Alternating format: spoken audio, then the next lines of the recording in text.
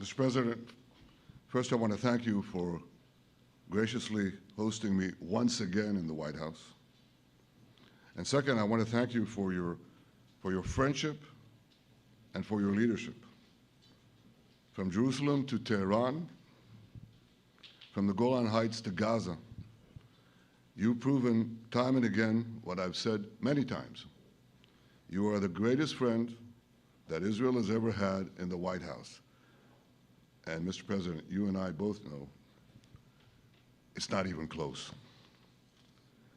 While you focus at home on making America great again, your leadership abroad is changing the world for the better, ending wars and advancing peace. I believe that today we're taking a critical step towards both ending the war in Gaza and setting the stage for dramatically advancing peace in the Middle East, and I think beyond the Middle East, in very important Muslim countries. I support your plan to end the war in Gaza, which achieves our war aims. It will bring back to Israel all our hostages, dismantle Hamas's military capabilities, end its political rule, and ensure that Gaza never again poses a threat to Israel. We would not have achieved this turning point without the courage and sacrifice of our incredibly brave soldiers. They fight like lions to defend the people of Israel, and they serve on the front line in the war between civilization and barbarism. Mr. President,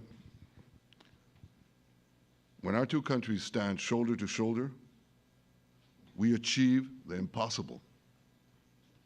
Just a few months ago, in Operation Rising Lion and Operation Midnight Hammer, we struck a decisive blow against Iran's nuclear and ballistic missile program.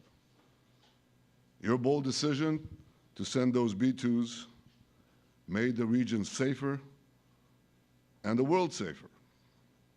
Now, under your leadership, we're taking the next step to win the war and expand the peace. Your plan is consistent with the 5 principles my government set for the end of the war and the day after Hamas. Everybody asks, what is your plan for the day after Hamas? Here's our plan. Passed it in the cabinet.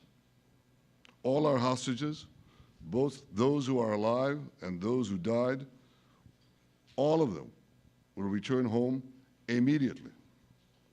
Hamas will be disarmed. Gaza will be demilitarized. Israel will retain security responsibility, including a security perimeter for the foreseeable future.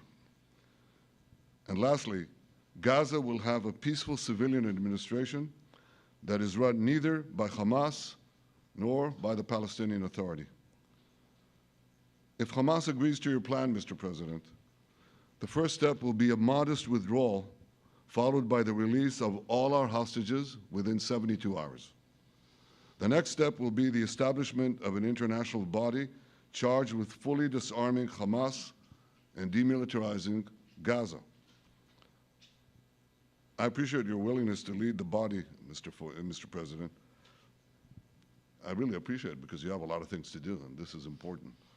And it reflects the confidence that this will give everyone, that things will be followed up on all the commitments made. The fact that you're taking this on, I think, helps a lot to make sure that everything flows in the direction that we want. Now, if this international body succeeds, we will have permanently ended the war. Israel will conduct further withdrawals linked to the extent of disarmament and demilitarization, but will remain in the security perimeter for the foreseeable future. I think we should understand that we're giving everybody a chance to have this done peacefully, something that will achieve all our war objectives without any further bloodshed. But if Hamas rejects your plan, Mr. President, or if they supposedly accept it and then basically do everything to counter it, then Israel will finish the job by itself. This can be done the easy way, or it can be done the hard way, but it will be done.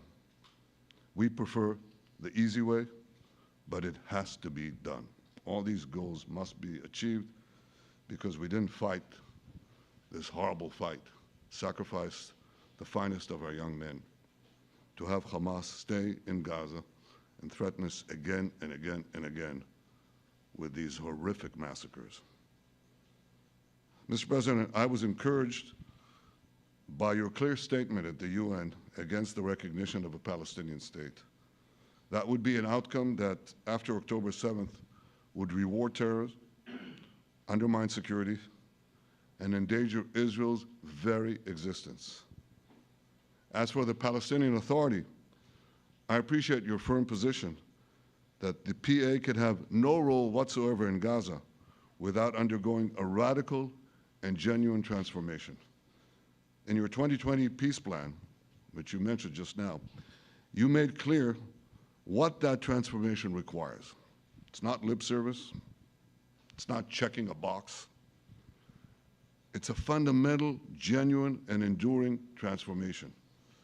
And that means ending pay to slay, changing the poisonous textbooks that teach hatred to Jews, to Palestinian children, stopping incitement in the media, ending lawfare against Israel at the ICC, the ICJ, recognizing the Jewish state, and many, many other reforms.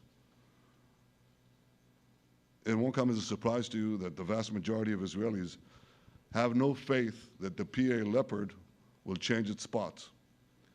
But rather than wait for this miraculous transformation, your plan provides a practical and realistic path forward for Gaza in the coming years, in which Gaza will be administered neither by Hamas nor the Palestinian Authority, but by those committed to a genuine peace with Israel. I think this can be not only a new beginning for Gaza, I think it can be a new beginning for the entire region. Under your leadership, we can re-energize, well, I've got to contribute my own, we can re-energize the Abraham Accords.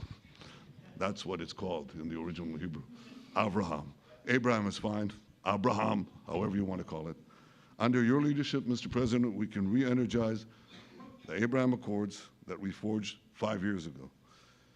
We can expand them to many more Arab and Muslim nations that choose moderation over extremism. I think there's an opportunity here.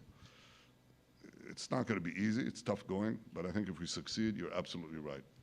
We're going to open possibilities that nobody even dreamed of. But I think we dream of them. As you've told me, Mr. President, and you've told the world many, many times, you said, remember October 7th. Remember October 7th. And we do. We will never forget the horrors of October 7th, and we will do whatever is necessary to make sure they don't happen again. Since October 7th, Israel's enemies have learned a hard truth. Those who attack us pay a heavy price, but those who partner with us advance progress and security for their peoples. President Trump just said it. It's also in the Bible. It says, those who will bless you will be blessed, and those who will curse you will be cursed. And that's actually what is happening.